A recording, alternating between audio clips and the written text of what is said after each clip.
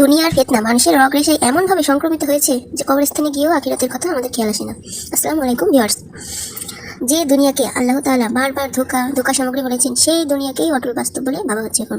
দুনিয়া অর্জনের জন্য বছরের পর বছর ধরে মানুষ কত মেহনত করে, পরিশ্রম করে, কষ্ট ক্লেশ বরণ করে, কিন্তু চোখের পলক পড়াতেই শুরু হয়ে যায় পরকালীন জীবন, যে জীবনের জন্য আমাদের কোনোই প্রস্তুতি নেই।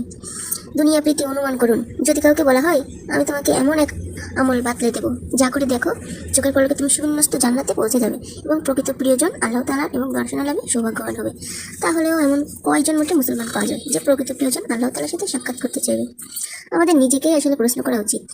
চোখ মুছে নিজের অন্তর হাতড়ে দেখুন, আমরা যে পবিত্র সত্তার মহব্বত ভালোবাসার দাবি খুব খুব খুব বেশি করে থাকি, সেই সত্তার সাক্ষাতের মধ্যে কোনো বস্তু প্রতিবন্ধক হয়ে আছে? কোন বস্তু প্রতিবন্ধক হয়ে আছে? তার সাক্ষাতের কতটুকু আগ্রহ আমাদের অন্তরে আছে?